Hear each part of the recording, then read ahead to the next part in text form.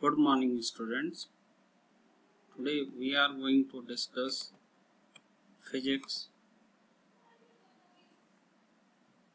class 12th.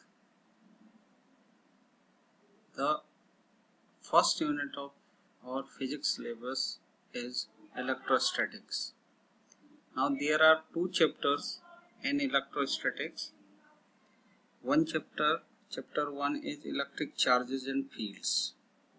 Another chapter is electric potential and capacitance, right? So we are starting our first chapter, electric charges and electric field. This is lecture number 1. Before going to this chapter, we should know that there is a branch of physics which deals with electric field and magnetic fields, that is called electromagnetism. Now what happens with electric and magnetic fields? There are two further branches of electromagnetism. One is electrostatics. It deals with the study of charge at rest. And the second one is electrodynamics. That deals with charge in motion, right? So electrostatics is having two chapters which is related to our syllabus, and electrodynamics with 3 chapters which are in our syllabus: current, electricity, magnetic effect of current and magnetism, and electromagnetic induction and alternating current.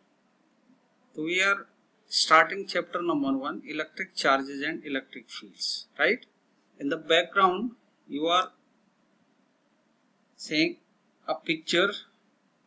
This is electrical discharge, right?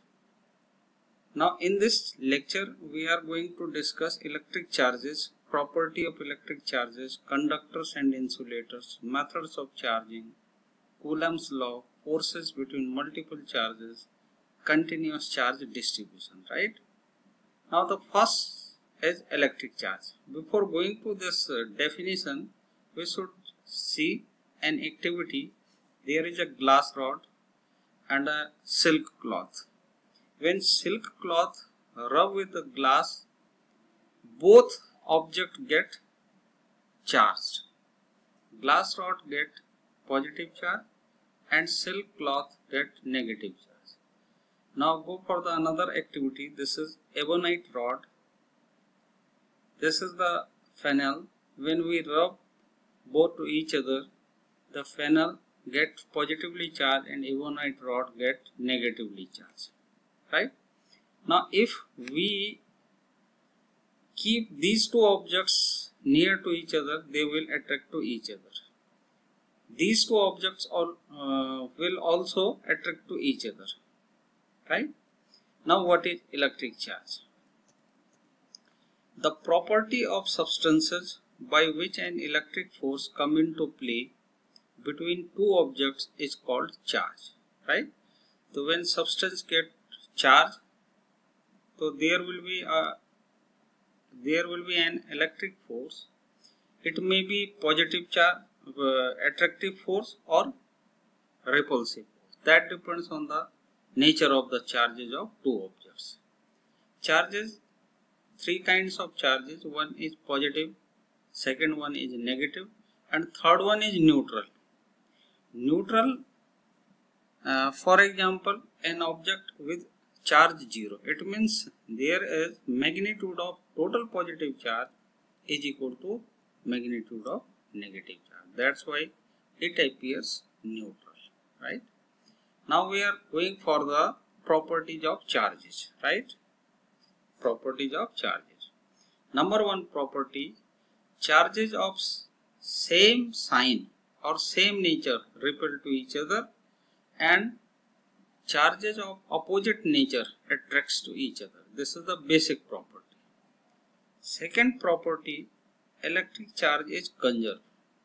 Nobody can create or destroy the charge, or we can say the total charge of an isolated system remains always constant.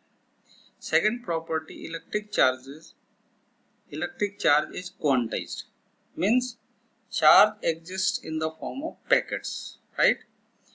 It can be expressed in integral multiple of fundamental electronic charge. Actually, the fundamental charge is electron, right? Electronic charge. So every object get the charge as integral multiple of smallest unit of charge, that is electronic charge. So we can put a formula for the charge of an object is equal to n into E. N means integral multiple. E means fundamental charge. E is equal to 1.6 in 10 to the power minus 19 coulomb. Electric charge is associated with mass. It does not exist without mass. So, electric charge acquired by an object due to transfer of electrons, and electron have mass. When electron transfers, it means mass also transfers. When an atom loses electron, it becomes positively charged or positive ion. If an object loses some electron, so it will get the equivalent positive charge. An atom that gain an electron is now negatively charged, right? Charge is scalar quantity. So these are the properties of charge. Now next topic is conductors and insulators. Materials are divided into two categories in electricity: conductors and insulators. The material which conduct electricity, that is called conductor. And why it conduct electricity? Since it has loosely bound electrons, or electrons are not attached with nucleus. They are freely moving inside the material. That's why these electrons carry the charge and conduct electricity. Insulators are those material in which electrons are bound with the atom, means tightly bound with the nucleus. So electrons are not free in insulators. So these substances or these materials do not conduct electricity because charge carriers are electrons, right? So conductors and insulators. Now next is charging. The transfer of charge from one body to another body is called charging, right? So if I want to charge two bodies, so charge should transfer from one body to another. So one body will get positive charge and another body will get negative charge. There are three methods of charging. One is conduction, second is induction, and third one is by friction. We can charge a body by conduction, by induction, or by friction. So there are three methods. Now we will discuss all these three methods. First one is conduction. This is the charging of a body by directly physical contact of two bodies. Now there are two objects. This glass rod consisting negative charge. When we touch this glass rod with a metallic sphere, so half of the charge will transfer to the spherical conductor body, right? When we remove this glass rod, so half of charge will be appear on the this iron sphere. So this is conduction, direct physical contact. Second one is charging by induction. This is the charging of a body without any physical contact. This is a glass rod consisting negative charge. We brought it near to the metallic sphere, right? So metallic sphere having free electrons. So this negative charge will repel the negative charge, and at the surface positive charge induces. When we connect this surface with earth, like this picture, so these electrons will shift to the earth, and when we brought back to this glass rod, the whole metallic sphere will contain the positive charge if this earth wire is disconnected, right? So this is the charging of metallic sphere by this glass rod, but in induction the negative opposite charge can be transferred. Now the third is charging by friction. This is by rubbing. This is the previous activity.